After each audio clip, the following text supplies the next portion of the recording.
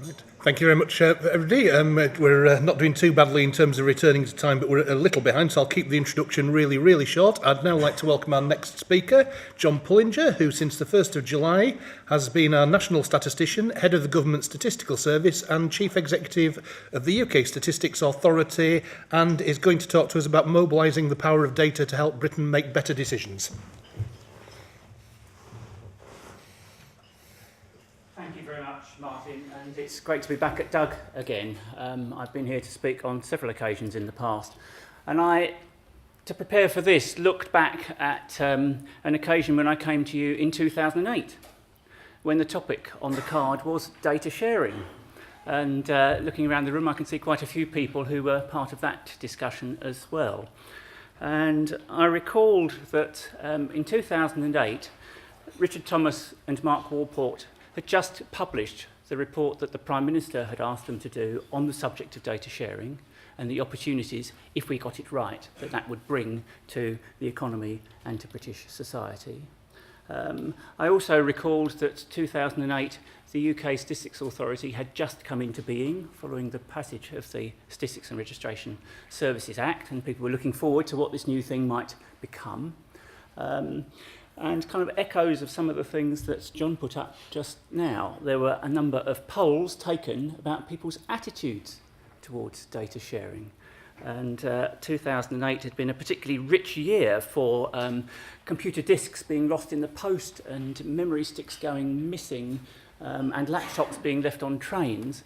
And the Eurobarometer survey discovered that British people were significantly more sceptical than pretty much anyone else in Europe about data sharing, and were very anxious about how much trust they could place in any organisation who was thinking about doing this.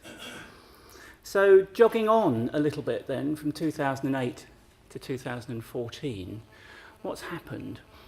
My first observation is that this kind of data thing has really gathered pace, and just thinking about the kind of scale of data, the alternative sources of data, the kinds of things that are possible now technologically that were unthinkable even 6 years ago, is extraordinary. But my observation, quite scarily I think, is we are only just starting. The pace is only going to quicken, and the scale of data and the richness of potential data sources is only going to grow. Second thing that's happened since 2008 is I think the government has actually got it now with data. I was at a meeting a year ago where the British government hosted the Open Government Partnership. And the Prime Minister spent a significant amount of time there talking about how Britain was going to lead the way in opening up government. And opening up data was kind of number one on the list of things to be discussed in that discussion. But for this very reason, if we can open it up, there is value to be unlocked. And the fact that the Prime Minister chose to spend quite a bit of time at a session like that, I thought was really interesting, because again, as has been mentioned, this is quite a kind of geeky subject in terms of what you have to do to make it work. But there is a realisation at that political level that we really need to do this.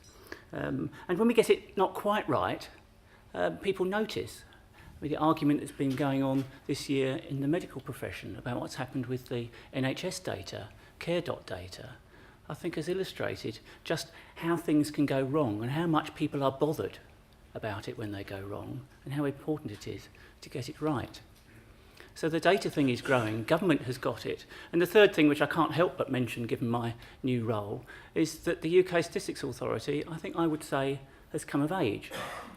Over the last 6 years, it, along with several other organisations, and in full fact I would name as a particular candidate for praise, have carved out a new niche in the market, which says to anyone who would think about using data in a way that is not quite right, stop. Statistics, data, far too important for you to mess with. For anybody, up to and including the Prime Minister, who last week made a slight accident in his conference speech, which Statistics Authority has been quite quick to point out and say, you shouldn't mess with the numbers, you need to get it right. Now, those changes over the last 6 years, I think, have created a platform for us really to move forward quite rapidly now and make some of these good things happen. I observe that the best businesses, and Martin was presenting some of it earlier on, do bring together information to get a customer view, drawing together everything that would help you understand the customer's perspective. And that matters to businesses, it matters to government, it matters to all sorts of people who are trying to do something for the benefit of somebody else. The best organisations are also mobilising data pretty much in real time to help them make decisions as they need to. The moment in government, people are looking very closely at Ebola, for example. If something starts coming here, we need to mobilise our forces really quickly. We need to understand what sorts of symptoms are presenting, so that if there is need to take action, we are ready for it, and fast. And I'm just looking at the news last night, the contrast between someone describing the situation in Nigeria compared with the situation in Sierra Leone. The contrast seemed to be the speed with which people were able to understand the symptoms and make a correct call on it. The good organisations are mobilising the data in real time to act when they need to. And the final thing that I really observe happening is that people are getting much more sophisticated in seeing data as the core resource for their success, whether it be financial success in business or policy success in government. They are seeing that bringing together information from different sources is a very special way of getting customer insight, a very special way of making a business case for investment, a very special way of driving performance, and a particularly special way for understanding the risks that the organisation faces. Now that creates a huge possibility for us. We've had some examples here today. I mean, I will just share a few from my world that perhaps add a little bit to what we've already heard. The Royal Statistical Society, of which I was president until the end of June, has awards for excellence in statistical practice. And this year, 2 particular projects were held up. And they were both data sharing projects, and they were both about creating economic and social value for clients. The first one was in the Ministry of Justice, so it's quite nice to have a counterpoint to John's slide about the Ministry of Justice that was a negative one. And this one I particularly like. It's called the Ministry of Justice Data Lab. And they had drawn together really quite sensitive information from within the justice system and from various other organisations about individuals, about offenders. And they've created a safe space in which that information can be brought together and shared with organisations who work with offenders and their families, particularly in the charitable sector, who really struggled to understand their particular market segment, because the data was often really difficult, really sensitive, and needed to be protected. But how, if you're a charity trying to look after the welfare of offenders, can you actually do anything if you don't know information about your client group? This data lab created the space in which that could happen. And so many organisations are now benefiting from that in a way that frankly would have been impossible had they not been able to do that data sharing, data analysis and create the safe space. So I like that one. The second winner was the Department for Energy and Climate Change, who had brought together information from a range of different private sector bodies in the kind of energy industry with information from the government to create a national energy efficiency database. Now, it's very neat. As an individual, you can go in and you type in your postcode and type in information about your house and work out the amounts of money that you could save if you adopted various energy efficiency measures. So I like that because it saves me money. The government likes it because it enables them to think about which schemes would work. The energy industry quite likes it as well because you can get information that helps you then kind of shape your own provision, but also what you lobby government for in terms of kind of new regulations and new rules that will support the industry. It's a very, very clever way, very simple way. It's very visual. The database presents itself to you in a way that's really appealing. But the whole ethos of the thing is data sharing. That's what makes it work. So they were 2 prize winners this year, and I thought it was quite interesting and certainly very timely given this conference. The third example I would cite is a bunch of projects that ONS is currently looking at, trying to think about some of the problems that we face in producing our statistics that are getting increasingly difficult to do by conventional means. So the first one, which I think is particularly of interest to this audience, in looking at inflation measures, can we actually take the supermarket data which is out there and calibrate that against the kind of information we put into the Consumer Prices Index every month. If we can mobilise that data much more adroitly, we may be able to get a better index of inflation. We may be able to get a quicker index of inflation. But the richness of that data is absolutely extraordinary, as anyone here in the retail sector knows. How can we mobilise it, bring it together for this public good purpose of understanding what the price pressures are in the economy? Second example from this particular group is looking at Twitter data, looking at the locations of tweets. And we think there's something in there for looking at migration patterns, particularly amongst students. Now, as has already been mentioned, you have to be slightly careful with these kinds of data sources because they clearly are very biased in terms of who is actually tweeting. But when you look at the patterns, they are really quite interesting, and you can spot from them where people are and the kind of the time in which they're in a particular location. And if nothing else, it does help you to ask questions about the data you're currently getting from traditional sources about how people are moving around the country. Another one similar to it is looking at mobile phone data and helping that understand travel to work patterns. Geolocation comes in all of these mobile phone transactions. Can you do that to help you think about transport flows and think about how the transport system really ought to be adapting to the ways in which people want to travel around and get to work? So quite a range of kind of interesting possibilities from those sorts of unconventional data sources that I think will become more important to all of us. Mostly we start from the information we already hold, or we start from the way we've traditionally done things.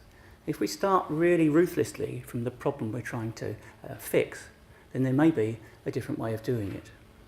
And I can't kind of go away from my case studies without talking about the census, which has already been mentioned, and the government has graciously accepted the recommendation of my predecessor that it would be reckless to get rid of the census before we have an alternative that we can be confident will work. So we will have a census in 2021. But at the same time, we will very aggressively look at how we can create census-type data from administrative records that already exist somewhere in government. And we'll start doing that significantly ahead of 2021, so we can all start looking at what might be possible. So again, data sharing is changing the landscape of the most fundamental of our national data sources. So lots of very interesting things already happening. And given that this is an ESRC-sponsored conference, I should finally mention something coming soon, which is the Administrative Data Research Network, which will be launching next month, which is another extraordinary collaboration between a range of organisations in England, Scotland, Wales and Northern Ireland. But that will create a systematic mechanism for bringing together different data sets in a safe environment to help us get new insights that previously wouldn't have been possible. So those are some examples from my world as to how data sharing is changing the way in which we do our business. But I now want to move on to think, what do we need to do as a data community, if I can call it that, to make sure that good things happen rather than bad things happen? And Pete Benton's question before the break, I think, is very relevant here, because it could go either way. We could end up in a world where people are really confident that good people are doing good things with data and they want more of it. But it could go very easily the other way, that too many bad people are doing bad things with data and it must be stopped. So there's a range of things that I think we can do, and I think we ought to be doing together. The first one is to make the case. I think some of the examples that we've heard, the mortgage case is a good one. We have to work very hard to persuade people to open the doors and let us in and make sure their lawyers aren't going to find any kind of excuse to stop this happening. And I don't think we're very good at explaining just how much value can be unlocked if some of these data sharing things actually come to be. And I think we need to write up some of the case studies that we're sharing today. Maybe that's a note for Keith to do. And use them to inspire each other and to use them to kind of convince some of the people that are not convinced that there is something really worth doing here. We must show it's worthwhile. Second thing we really need to do, and I think we've been a bit shy of doing it in the past because we've worried that there might be a backlash. We absolutely must engage the public with this. It's very easy for a cheap press story to kind of undermine a lot of good work, but it's double easy for that to be undermined if we haven't put the alternative case on the table really clearly. And as Pete mentioned, it takes quite a lot of explaining to people to understand it, but unless we try, why would they understand it? Why would their understanding of our world simply be the collection of stories in various newspapers about things that have gone wrong? We need to engage them and say to them, this will make your life better. We'll be able to develop better products for you. We'll be able to develop better public services for you if data are shared in a proper way. There is something for you in this. We must get out and engage people on that and not be shy of it and come across as being confident. Not come across as people who are trying to kind of slip something past the system in a load of sort of small print style computer language. We must be upfront and show that we actually think this is a good thing that should happen. The next group of people we really do need to engage with is Parliament. I mean, the discussion on care.data data, I think, is a good example here. I mean, MPs are seeking to represent their constituents, and they are anxious when they hear anxiety. And again, we need to persuade them that if the lawmaking framework is right, we can both deliver good things and protect against bad things. And I'm convinced that we do need improvements in the law already. I was talking to Martin earlier about the Data Protection Act, and both of us have the experience that the Data Protection Act is actually very benign for the things that we want. But it's not enough in the current world, and I think it's a while since that's actually been discussed in Parliament, and I think there is a legitimate choice for the country to take that only Parliament can really deliver on. So we must be ready early in the next Parliament, whatever flavour of government we end up with, to say this is something that is actually going to be really valuable to the country. And I do think that, I mean, the examples that I cited right at the beginning, this has been involving both of the last Prime Ministers from very different political persuasions in seeing this is part of the engine of growth for the country. This is part of getting our public service set up right. So there is certainly a case to be had, but unless we can convince Parliament that we can do it well, then we won't have the laws that enable us to do it at all. The next thing I think we need to do, and I'm gazing slightly into the future here, we need to think about the ethical framework for what we're doing. We talk a lot about anonymisation and how this somehow protects us. We've invested a lot in things like disclosure control.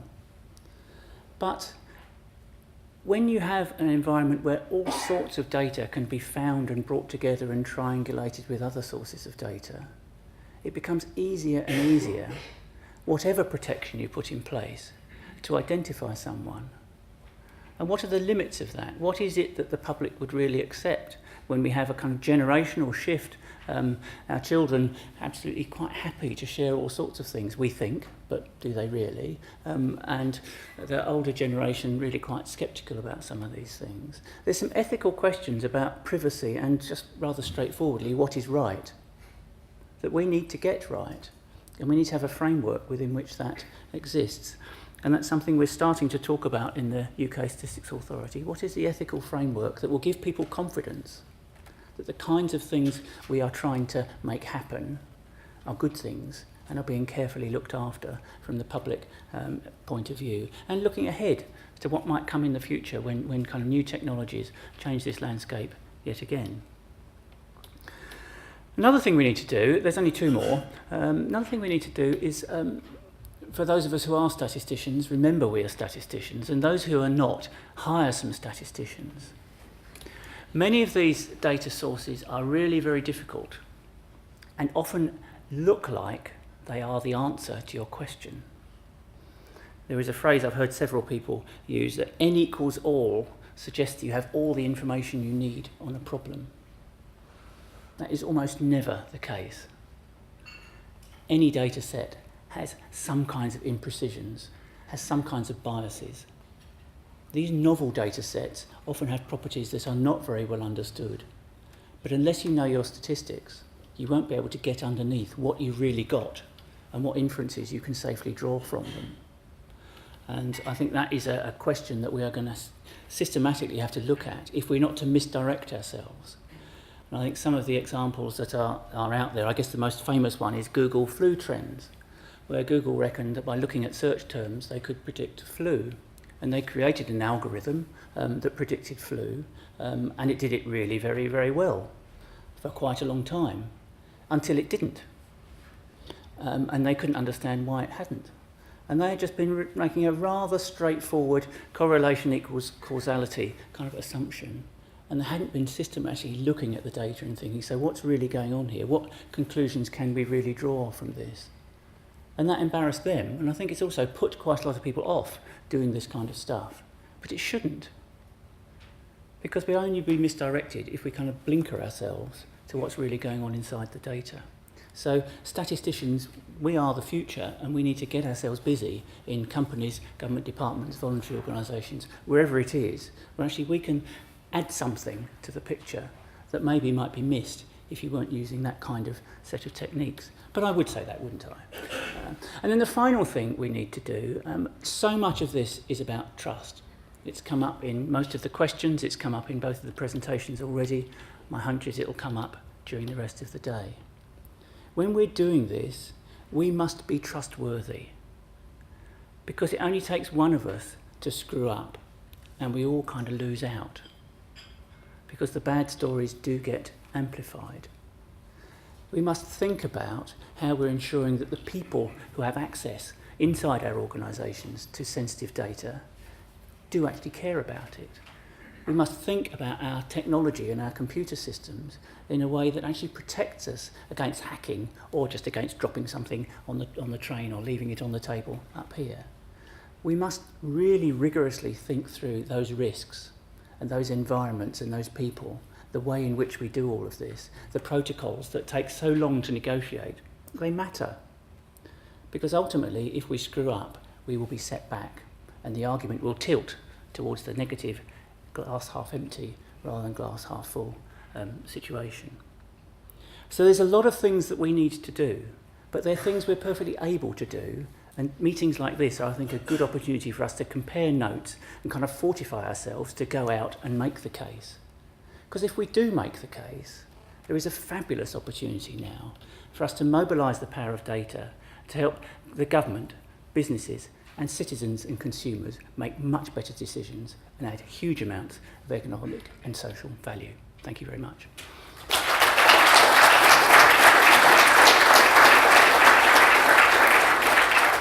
Thank you.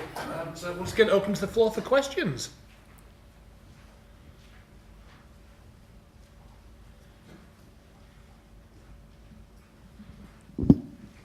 Keith. Continuing to ponder this topic. Thanks very much. I suppose you see a great deal of momentum in recent years with all the data that's around, and I do think the notion of transparency and open data helps. I'm not sure it's directly relevant, but I think it helps create the climate. When we talk about legislation and frameworks and formality, I suppose I find myself wrestling with the thought that in many cases you look at something and think that's a good use, in other cases it's a bad use. And I rather wonder how easy or difficult it is to come up with general rules, and I rather fancy that it might be a matter of shuffling forward in some things working, some things not working, recoiling from some, progressing others, and a sort of very incremental, patchy series of advances rather than a general approach that this is the way we do it now. So it's a sort of observation, cry for help, really, John. Life's like that. We kind of shuffle forward in a slightly random way and try to do a little bit better next time. And there's not a sudden great leap forward that's waiting to happen. But I use the word climate, and I think that's a good one. We can create a more benign climate for this little flower to grow, or we can remain in what is still quite a hostile one, where it's actually rather hard for it to flourish under any circumstances.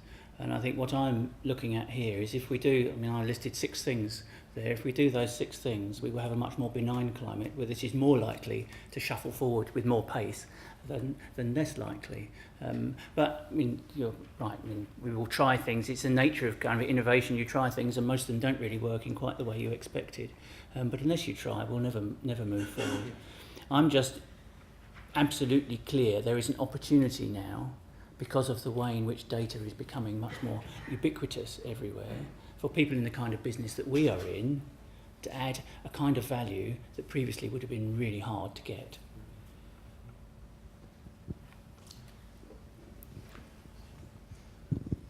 Hi, David Ward.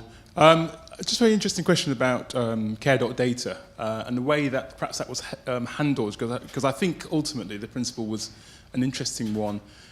Do you think that has set back the appetite amongst politicians for releasing or for greater transparency amongst data, or is that, you know, have we learned some lessons that it's going to make that sharing of data much more possible? Hopefully we have learnt some lessons, and I think time will tell. And I think the main lesson is you do need to be quite careful about this, and a kind of gung-ho approach to just putting things out there is not going to be publicly acceptable. And I think you have to really need to think through how it will come across to people. I mean, this is an example where if it's shared well, we will improve medical practice, we will improve drugs, we will make everybody's lives a better place. This should be an easy one to get right. And the fact that this one has really created some quite nasty smells around the place demonstrates just how careful we need to be. So I think as we take this particular one forward, we do need to learn the lessons, which I think fundamentally are about not rushing and really thinking about what are the issues the public needs to be taken through in order to understand how this is going to work, and then put in place the practices that kind of foster trust rather than put trust at risk.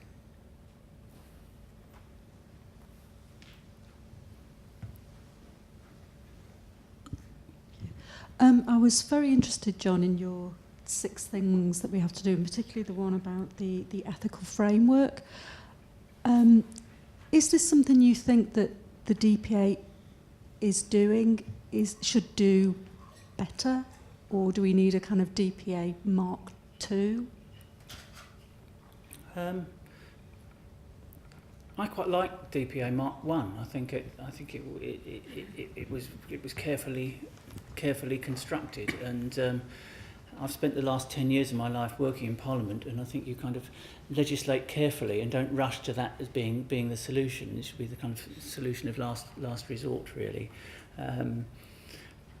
So I wouldn't rush towards a new Data Protection Act, although we do have a European Data Protection Act kind of in the wings that wouldn't necessarily be helpful, that we need to take quite a lot of care about. But I think the Information Commissioner would be quite clear in saying that the role of that office is a creature of statute, and there are some very precise things about data protection that they are seeking to kind of look out for. And I mean, an ethical framework, I don't know whether it is necessarily a statutory one. I think it's something that kind of sits alongside a statutory position, where we really are thinking things through from a different perspective. I mean, the example, the health example is probably the best one, where any organisation that has custody of health data has a Caldecott guardian, and their job is to guard the data from the perspective of the patient and make sure that nothing is being done that would be wrong. And I think there is a lot of trust behind that kind of framework. But now we're looking in quite different realms. When you're looking at tax data, or you're looking at kind of customer data, what are the ethical constraints around what can be done with it? So it's a broader set of questions, and as I say, I think it's going to become much more significant for us. So I'm not saying it's a statutory question. I'm not thinking it's something you would necessarily give to the Information Commissioner, but you might. But I think it's something we need to tackle in some way pretty vigorously.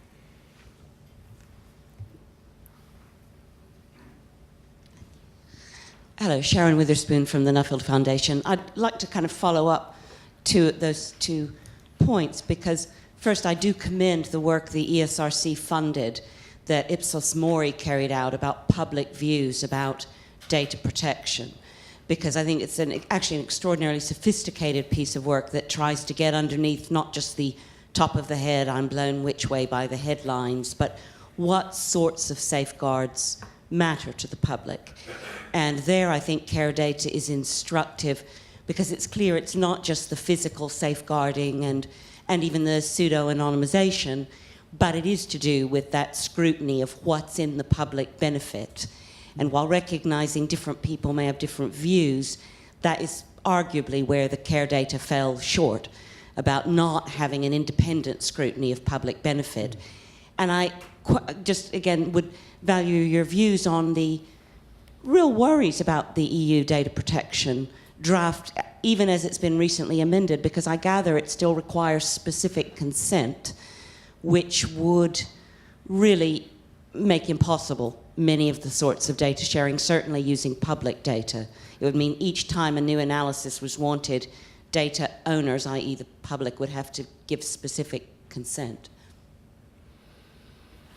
Well, on that specific question, yes, I am worried about it. I mean, it was a proposal that looked like it was going to be in a reasonably good space, and then the Parliament inserted some changes, and the question is now what will happen next. I mean, as European legislation is a very kind of intricate dance, and you can't really be sure what's going to come out. But in its current format, that would be problematic, and I think we need to be very active in kind of lobbying in the European space to make sure that the kind of voice of evidence is out there. And there's a very persuasive letter written by the kind of research heads of the various countries in Europe, including Paul Boyle, just before he left as Chief Executive of the ESRC, that is powerful, but I don't know yet whether it's reaching the spot.